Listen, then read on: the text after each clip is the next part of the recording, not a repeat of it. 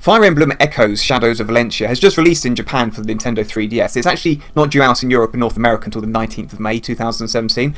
It's actually a remake of one of the very first Fire Emblem games, Fire Emblem Gaiden, which is actually the second in the series. That was released 25 years ago, would you believe, for the Famicom, or NES as we call it in this country. Now, we've been playing with Fire Emblem Echoes Shadows of Valentia for the 3DS. I'd say it's a remake. I don't want to scare people off with that. It feels like a brand new game, doesn't it? Oh yeah, it feels like a brand new game. I mean, you couldn't tell it apart. Well, you can tell it apart from some of the newer Fire Emblem things. But that's more as a design feature.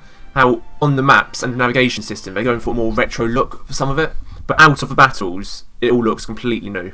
Now, just to explain, Fire Emblem is a tactical RPG, so many JRPGs are. What a term JRPG is. It's basically, if you played a Final Fantasy Tactics game, it's that kind of thing, that the battles are done on a sort of grid where you can move your team around. It's a turn-based form of combat.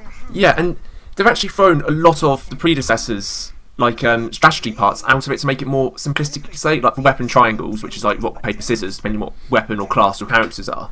Which obviously makes it a lot more simple. You don't have to worry about putting a specific character against someone else and worry about the weapon class. It's almost a good one for beginners, I would say. So it's streamlined. It is, but I think the original one it's based on was, I think the next Fire Emblem game will go back to how they've been doing things. Okay, so it's lowered the complexity, and that's a good thing. So Fire Emblem games are a little bit like Final Fantasy in that they often don't really follow on from other installments in the series. Is that correct? Yeah, apart from there's like one or two over the years have had sequels and all that. But yeah, again, like Final Fantasy. Yeah. But yes, it's just like that. And interesting you say about Final Fantasy actually, because they have added this new part into the game where you can explore some dungeons, and it's almost Final Fantasy Persona-like, right, where you run around and then you can encounter enemies which will then put you back into the turn-based strategy thing.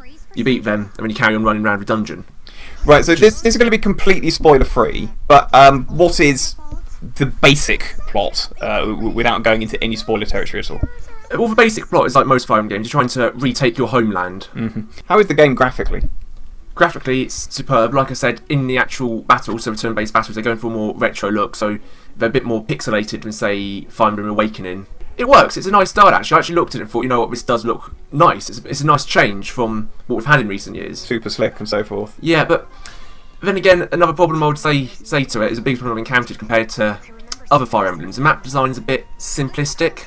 Right, so this goes back to the point of saying where this is a much more streamlined version of Fire Emblem, which would be a great jumping on point for beginners to the series.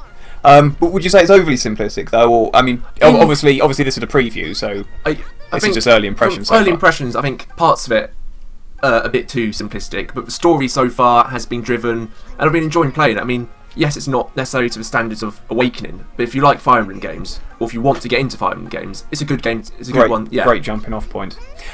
There's full voice acting in this, isn't there? Yeah, all fully voiced. The soundtrack as well is a nice orchestral sound to go with the setting. Mm-hmm. But no, I would say most of the voice acting is spot on. There's one or two, but you get that with most voice acted. But it's quite a story-heavy game as well. So I mean, I do believe that we live in a time where not having full voice acting in a game is somewhat unforgivable. So it's really nice to actually see a game, even on the 3DS, fully voice acted. Absolutely, and I mean the dungeon sections as well. Actually, when you're running around, talking about 3DS, I mean it handles them well. It doesn't. I mean, I was on the original 3DS. There's no frame rate drops or anything. So is the story quite involving? Do you feel like you want to see where it's going to go? Because obviously, you know, you're not completed it yet. We're about halfway through, and at the moment it has been, yeah. In terms of the gameplay mechanics, sometimes tactical RPGs can feel a little bit grindy.